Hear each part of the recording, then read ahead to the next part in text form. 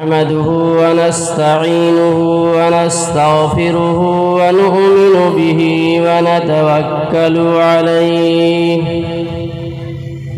ونعوذ بالله من شرور أنفسنا ومن سيئات أعمالنا من يهده الله فلا مضل له ومن يضلل فلا هادي له ونشهد أن لا إله إلا الله وحده لا شريك له ونشهد أن سيدنا وسندنا ومولانا محمدا عبده ورسوله صلى الله تعالى عليه وعلى آله وصحبه وأزواجه وذرياته وأهل بيته أجمعين وسلم تسليما كثيرا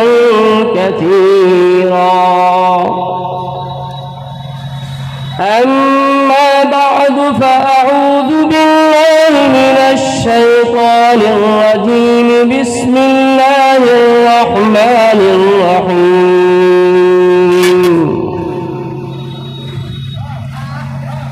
وإذا قيل لهم آمنوا كما آمن الناس قالوا أنؤمن كما آمن السفهاء ألا إنهم هم السفهاء ولكن لا يعلمون صدق الله مولانا العلي العظيم.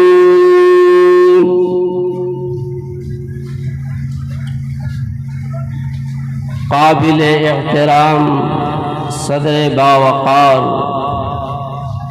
معزز علماء کرام، سامنے تشریف فرما برادران اسلام، اور جہاں تک میری آواز پہنچ رہی ہے پردہ نشین اسلامی خواتین، میری ماں اور بہنوں، آج کا یہ پروگرام نورانی، عرفانی، روحانی اجلاس بنام شہدائے اسلام کانفرنس من جانب نوجوانان کمیٹی راجو پٹی سیتا مڑھی کا انعقاد نہایت ہی پرخلوص جذبوں کے ساتھ ان سبھی حضرات کو میں مبارکباد پیش کرتا ہوں جنہوں نے پرخلوص محنتوں، کاوشوں اور فکروں کی بنیاد پر آج کے اس پر رونق پروگرام کا انعقاد کیا۔ اللہ رب العزت انہیں دنیا اور آخرت دونوں جہاں میں بہتر صلہ عطا فرمائے۔ میرے بھائیوں اور بزرگوں، اس طرح کے اجلاس کا اصل مقصد یہ ہوا کرتا ہے، عنوان کو یاد رکھیے گا، شہدائے اسلام۔ اس کا مقصد حضرات صحابہ کرام رضوان اللہ علیہم اجمعین کا مبارک تذکرہ اور ایک خاص طبقہ کی جانب سے حضرات صحابہ کرام کی ذات باصفات پر ہونے والی حرزہ سرائیوں کا دفاع اور اسی کے ضمن میں اصلاح معاشرہ، اصلاح عقائد، اصلاح عمل کی کوششیں سب مل کر اس طرح کے پروگرام کی غرض و غایت ہوا کرتی ہے۔ اور یہ معلوم ہونا چاہیے کہ دنیا کے اندر کوئی بھی انسان تن تنہا کسی بھی تحریک کو کامیابی کے ساتھ چلا نہیں سکتا ہے۔ یہ عالم اسباب ہے، دار الاسباب ہے، یہاں ہر چیز کے لیے، ہر کام کے لیے کسی نہ کسی سبب کی ضرورت پڑتی ہے۔ مثال کے طور پر آپ کی جیب خالی ہے، آپ یوں ہی بیٹھ کر دعا کرتے رہیں، رات دن مانگتے رہیں اور چلاتے رہیں، کہتے رہیں، رٹتے رہیں کہ میری جیب روپوں سے بھر جائے، تو آپ کسی کو یہ کہیں کہ میں کہہ رہا ہوں، چلا رہا ہوں، رو رہا ہوں، نوٹوں سے میری جیب بھر نہیں رہی ہے، تو کہنے والا یقیناً آپ کو کہے گا میاں تم کیا کام کرتے ہو، کیا کاروبار ہے، کیا ملازمت ہے، کیا نوکری ہے؟ معلوم یہ ہوا کہ جیب کے اندر پیسوں کے آنے کے لیے ملازمت، کاروبار، محنت اور نوکری کرنی پڑے گی۔ یہ دنیا دار الاسباب ہے، اسباب کے بغیر کام نہ چل نہیں سکتا، سبب کو اختیار کرنا پڑے گا۔ اسی طریقے سے اللہ رب العزت نے اس دنیا کے اندر بندوں کی ہدایت کے لیے حضرات انبیاء کرام علیہ السلام کو مبعوث فرمایا۔ گرچہ اللہ تبارک و تعالیٰ کو اس کی حاجت نہیں ہے، اللہ تعالیٰ کو اس پر پوری قدرت حاصل ہے کہ پوری دنیا میں بسنے والے ایک ایک انسان کو چاہے تو راہ ہدایت پر گامزن کر دے۔ ایک بھی انسان ایسا نہ ہو جو ضلالت و گمراہی کی راہ پر ہو، سارے کے سارے ہدایت یافتہ ہو جائے۔ اللہ تعالیٰ کو اس پر قدرت حاصل ہے، لیکن ایسا نہیں۔ اور جبکہ اصل میں ہدایت نبیوں کے ہاتھ میں نہیں ہے، ہدایت کا مالک تو اللہ رب العالمین ہی ہے، لیکن نبیوں کو سبب بنایا، ذریعہ بنایا۔ إنك لا تهدي من أحببت ولكن الله يهدي من يشاء۔ آپ جسے چاہے ہدایت نہیں دے سکتے، اللہ جسے چاہے گا ہدایت دے گا۔ ہدایت کا خزانہ اللہ رب العالمین کے ہاتھ میں ہے، لیکن اللہ نے ہدایت کے لیے نبیوں کو، اپنی مقدس کتابوں کو ایک ذریعہ بنایا ہے کہ اس راستے سے، ان ذرائع سے بندوں میں ہدایت آئے گی۔ اسی طریقے سے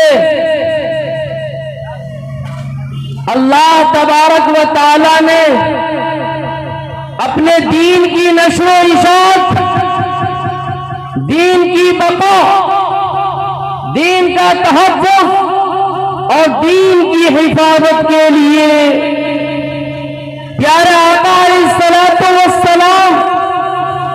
جو اسوہ مبارکہ امت کو عنایت فرمایا اور اپنے درمیان رہنے والے حضرات کو عنایت فرمایا، اس اسوہ کو، اس نمونہ کو اخذ کر کے، قبول کر کے، حاصل کر کے، پوری امانت کے ساتھ، دیانت کے ساتھ پہنچانے کے لیے ایک جماعت کی ضرورت تھی،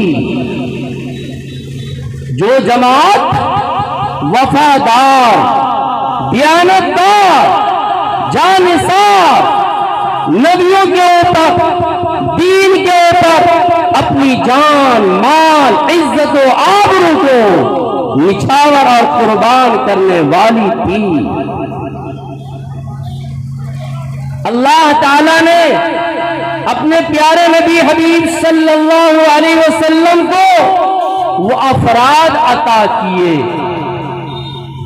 اگر وہ افراد نہ ہوتے جنہیں ہم اور آپ صحابہ کرام کے نام سے یاد کرتے ہیں تو یہ دین ہم تک نہ پہنچتا، ایک صالح مکمل اسلامی معاشرہ وجود میں نہ آتا۔ خود پیارے آقا علیہ الصلوۃ والسلام نے ارشاد فرمایا، اختارہم اللہ لصحبت نبیہ ولیشاۃ دینہ، اللہ تعالیٰ نے اس گروہ صحابہ کو، اس پاکیزہ مقدس جماعت صحابہ کو اپنے نبی کی صحبت کے لیے اور دین کی اشاعت کے لیے منتخب کیا۔ یہ ہے حضرات صحابہ کرام رضوان اللہ علیہم اجمعین، جن کی یاد میں اور یادگار کے طور پر اس باوقار پروگرام کا آج انعقاد ہوا ہے۔ میرے بھائیوں، پیارے نبی پاک صلی اللہ علیہ وسلم کے دین کی خاطر جس ذات نے، جس فرد نے جتنی زیادہ قربانیاں پیش کی ہے اتنی ہی زیادہ وہ قابل احترام ہے۔ صحابہ کرام سے محبت، صحابہ کرام سے تعلق اور ان کا مبارک تذکرہ ذکر محض اس بنیاد پر ہے کہ آقا علیہ الصلوۃ والسلام سے ان کا تعلق ہے، دین سے ان کا لگاؤ ہے، دین کی خاطر انہوں نے بڑھ چڑھ کر حصہ لیا۔ ان کی نظر دنیا پہ نہیں دین پر تھی، انہوں نے دین کے مقابلے میں اپنی جان، مال، عزت و آبرو سب کو قربان کر دیا۔ اسی لیے تو پیارے آقا علیہ الصلوۃ والسلام نے ارشاد فرمایا کہ انصار مدینہ سے محبت کرنا ایمان کی علامت ہے، اور انصار مدینہ سے نفرت کرنا، بغض رکھنا، دشمنی پالنا یہ نفاق کی علامت ہے۔ ایسا کیوں فرمایا؟ اس کی کیا وجہ ہے کہ انصار مدینہ سے محبت ایمان کی علامت اور ان سے نفرت نفاق کی علامت؟ اس کی وجہ یہ ہے جو آپ کے سامنے پہلے بیان کی گئی، دین کی خاطر جن کی جتنی قربانیاں ہوں گی وہ اتنے ہی قابل احترام ہوں گے۔ 13 سالہ دور میں دین اسلام کو مکہ المکرمہ زادہ اللہ شرفا و عظمہ میں وہ فروغ نہ ملا، وہ ترقی نہ ملی جو 10 سال کی مدت میں مدینہ ہجرت کرنے کے بعد اس پیارے دین کو ملا ہے۔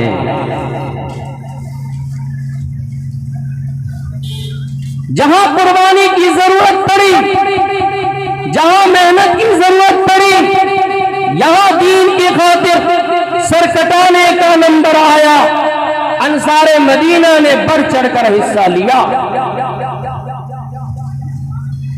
ایک موقع پر حنین کے موقع پر بہت سارا مال غنیمت حاصل ہوا، الحمدللہ ماشاءاللہ۔ ہزاروں کی تعداد میں اونٹ، ہزاروں کی تعداد میں بکریاں اور سونے چاندی۔ تقسیم کا جب نمبر آیا تو پیارے آقا علیہ الصلوۃ والسلام نے 9 مسلم حضرات کو بلا کر ایک ایک فرد کو 100 اونٹ دے رہے ہیں، 100 بکریاں عنایت فرما رہے ہیں۔ چودھریوں کو، رئیسوں کو، سرداروں کو مال غنیمت میں سے بڑھا کر حصہ دے رہے ہیں، سونے چاندی کا تحفہ پیش کر رہے ہیں۔ تو انصار مدینہ میں سے ایک نوجوان جذبات میں آ کر یہ بول بیٹھا، واہ میاں واہ، جب محنت کا نمبر تھا، جب خون بہانے کی باری تھی، جب جنگوں میں جانے کا وقت تھا، تو ایسے وقت میں ہم نظر آئے، اور جب مال تقسیم ہو رہا ہے تو دوسرے لوگوں کو مل رہا ہے۔ یہ خبر پیارے آقا علیہ الصلوۃ والسلام کے گوش مبارک میں آئی۔ پیارے پرنور علیہ الصلوۃ والسلام نے طلب فرما لیا انصار مدینہ کو، ایک خیمے میں جمع فرمایا، سارے لوگوں کو جمع فرما کر آقا علیہ الصلوۃ والسلام نے اعلان فرمایا اور آپ نے سوال فرمایا، بتاؤ یہ خبر مجھ تک پہنچی ہے، کیا اس خبر میں صداقت اور سچائی ہے؟ تو چونکہ وہ سچوں کی جماعت تھی، صادقوں کی جماعت تھی، سچ بولنا ہی بولنا تھا، جھوٹ کا شائبہ نہ تھا، دائیں بائیں کر نہیں سکتے تھے، ادھر ادھر کی بات لا نہیں سکتے تھے، سچ فرما دیا انصار مدینہ نے۔ جی حضور، سمجھدار لوگ جو بڑے بوڑھے لوگ ہیں، بزرگ لوگ ہیں، انہوں نے ایسا نہیں کہا، کچھ نوجوان ہیں نا سمجھ جذباتی، ان کی طرف سے اس طرح کی بات آ گئی ہے۔ تو آقا علیہ الصلوۃ والسلام نے ارشاد فرمایا کہ سنو، ہر انسان کا ایک ظاہری لباس ہوا کرتا ہے اور ہر انسان کا ایک اندرونی لباس ہوا کرتا ہے۔ دنیا لینے والے، دنیا چاہنے والے، مال سے رغبت محبت کرنے والے، وہ ہمارے ظاہری لباس ہیں، اور دنیا پہ نظر نہ رکھنے والے، دین کو پیش نظر رکھنے والے، دین کی خاطر قربانی پیش کرنے والے، وہ ہمارے باطنی لباس ہیں، اور وہ انصار مدینہ تم ہو۔ پھر آقا علیہ الصلوۃ والسلام نے فرمایا، سنو، جنہوں نے مال لیا، دنیا لوٹنے والے دنیا لے گئے، اور تم انصار مدینہ، کیا تم یہ نہیں چاہتے ہو کہ تم اپنے ساتھ اللہ کے رسول کو لے جاؤ صلی اللہ علیہ وسلم؟ اتنا کہنا تھا کہ انصار مدینہ کے گروہ میں گریہ و زاری کا عالم طاری ہو گیا، اور سب نے کہا یا رسول اللہ، ہمیں دنیا کا کچھ بھی نہیں چاہیے، ہمیں تو اپنے ساتھ اللہ کا محبوب، ہمارا محبوب، سارے جہاں کا محبوب، محبوب رب العالمین صلی اللہ علیہ وسلم کی ذات گرامی چاہیے۔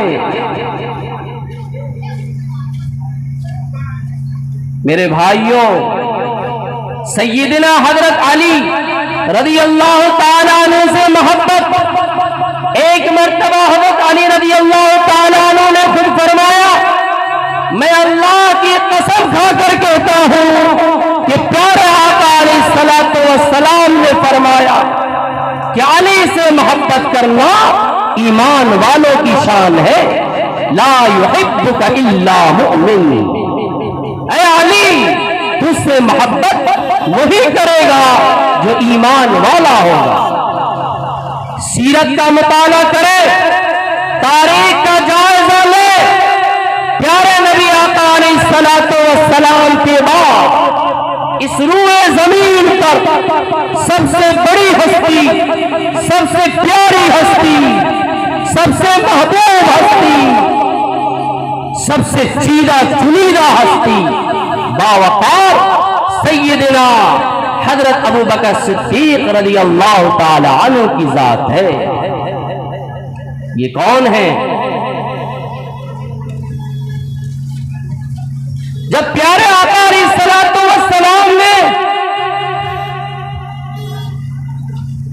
پیارا دین اسلام کو پیش کیا تو سب سے پہلے آقا علیہ الصلوۃ والسلام کی دعوت و تبلیغ پر دین اسلام کو جس نے قبول کیا وہ سیدہ ام المؤمنین حضرت خدیجہ الکبریٰ رضی اللہ تعالی عنہا کی ذات ہے۔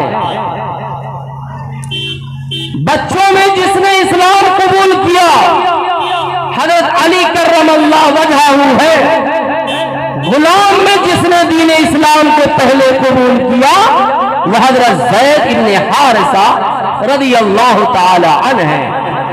اور مردوں میں، آزاد مردوں میں سب سے پہلے جس نے دین اسلام کو قبول کیا ہے وہ سیدنا حضرت ابوبکر صدیق رضی اللہ تعالی عنہ کی ذات ہے۔ دین اسلام کو سب سے پہلے قبول کرنے والی حضرت خدیجہ الکبریٰ رضی اللہ تعالی عنہ اس لحاظ سے اس امت کی خواتین کو فخر سے اپنا سر اونچا کر لینا چاہیے کہ دین اسلام کو قبول کرنے کے لیے مردوں سے پہلے خاتون میدان میں آئی ہیں۔ حضرت خدیجہ الکبریٰ رضی اللہ تعالی عنہ نے دین اسلام کو پہلے قبول کیا، لیکن حضرت خدیجہ الکبریٰ رضی اللہ تعالی عنہ کا اسلام قبول کرنا قابل قدر ہو سکتا ہے، قابل تعجب نہیں ہو سکتا، اس لیے کہ آپ آقا علیہ الصلوۃ والسلام کے ساتھ رہتی تھی، شب و روز کی زندگی آقا کی خدمت میں گزر رہی ہے، آقا کی صفات حمیدہ، آقا کی عادت شریفہ، روز و شب کا عمل آپ کی آنکھوں کے سامنے ہے۔ آپ اسلام نہ لائیں گی تو پھر کون لائے گی؟ اسی لیے تو پہلی وحی نازل ہونے کے بعد ورقہ ابن نوفل کے پاس لے جا کر آقا علیہ السلام کا تعارف کراتی ہیں اور اوصاف حمیدہ جمیلہ کو بیان کرتے ہوئے یہ کلمات ارشاد فرماتی ہیں کہ یہ صلہ رحمی کرنے والے ہیں، غریب نواز ہیں، مہمان نواز ہیں، مشکل پریشانی کے وقت میں کام آنے والے ہیں، بے سہاروں کے لیے سہارا ہے، یہ صفات بیان کرتی ہیں۔ مختصر وقت ہے اس لیے عربی عبارت چھوڑ رہا ہوں۔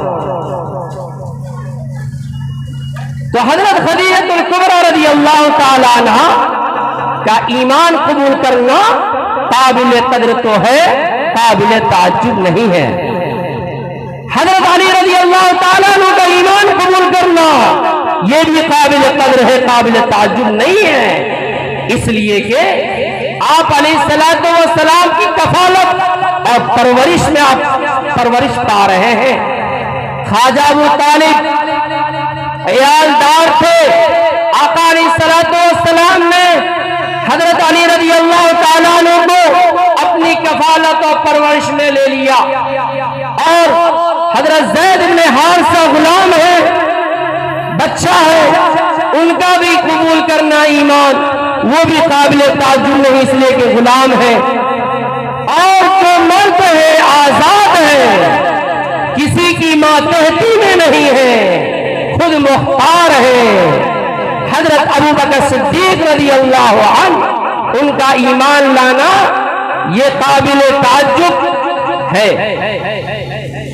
پیارے نبی پاک صلی اللہ علیہ وسلم ارشاد فرماتے ہیں کہ میں نے دنیا میں جس کسی کو بھی اسلام پیش کیا سب نے جھجکا، واحد حضرت ابوبکر صدیق رضی اللہ تعالیٰ عنہ ہے جن کو اسلام پیش کیا تو بلا تأمل، بلا سوچے سمجھے فوراً انہوں نے ایمان قبول کر لیا۔ حضرت ابوبکر صدیق رضی اللہ تعالیٰ عنہ، قربان جائیے آقا علیہ الصلوۃ والسلام کی ارشاد گرامی پر، فرماتے ہیں کہ دنیا میں جس نے بھی میرے اوپر احسان کیا، سارے احسان کرنے والے کے احسان کا بدلہ میں نے دے دیا۔ حضرت ابوبکر صدیق رضی اللہ عنہ ہے جن کے احسان کا بدلہ اللہ رب العالمین خود دے گا۔ سیرت کی کتابوں میں آتا واقعہ مشہور ہے کہ جب مکہ میں سختیاں بڑھی اور آقا علیہ السلام نے اعلان فرما دیا ہجرت کرنے کے سلسلے میں کہ جس کو تحمل نہ ہو، برداشت نہ ہو پریشانیاں سختیاں، وہ ہجرت کر سکتے ہیں۔ حبشہ کے لیے لوگ روانہ ہونے لگے۔ حضرت ابوبکر صدیق رضی اللہ تعالیٰ عنہ بھی جا رہے تھے، راستہ میں مل گئے ابن الدغنہ قبیلہ کا سردار۔ اس نے دیکھا تو کہا ابوبکر کہاں جا رہے ہیں؟ آپ جیسے شریف آدمی مکہ چھوڑ کر کہاں جا رہے ہیں؟ تو حضرت نے فرمایا کیا کروں، مکہ والے رہنے نہیں دیتے، پریشان کرتے ہیں، میں باہر نہ جاؤں تو کیا کروں؟ فرمایا چلے آپ ہمارے ساتھ، ہم ہمیں آپ کو امان دیتے ہیں۔ مکہ والوں کو جمع کیا اور سب سے کہا لوگوں، کن کو تم مکہ سے باہر کر رہے ہو؟ یہ وہ شخص ہے جو غریب کے کام آتے ہیں، مشکل وقت میں پریشان حال لوگوں کے لیے مدد کے لیے اترتے ہیں، مہمان نواز ہے، ضرورت پوری کرتے ہیں۔ وہی صفات حمیدہ جو حضرت خدیجہ کے زبان سے صادر ہوئے تھے، آٹومیٹک ابن الدغنہ کے زبان سے وہی کلمات جاری ہوئے۔ آقا علیہ الصلوۃ والسلام نے فرمایا کہ ابوبکر ہجرت مدینہ کے لیے لوگ اب جا رہے ہیں، تم رکے رہنا بھی مت جانا۔ ایک وقت آیا آقا علیہ السلام نے فرمایا ہجرت کے لیے اللہ کی طرف سے اعلان حکم آ چکا ہے، تیاری کر لو۔ تیاری پوری ہو گئی۔ جب ہجرت کے لیے نکلتے ہیں آقا علیہ الصلوۃ والسلام، حضرت ابوبکر صدیق رضی اللہ عنہ تو راستے میں غار ثور میں حضرت ابوبکر صدیق رضی اللہ عنہ تشریف لے جاتے ہیں تاکہ کانٹوں کو اور کیڑے مکوڑوں سے اس غار کو صاف کرے۔ اس کے بعد آقا علیہ الصلوۃ والسلام اور آپ اس میں تشریف رکھتے ہیں۔ مکہ والوں کی طرف سے اعلان ہے کہ جو بھی ان دونوں کو لائے زندہ یا مردہ حالت میں 100 اونٹ اسے انعام میں دیے جائیں گے۔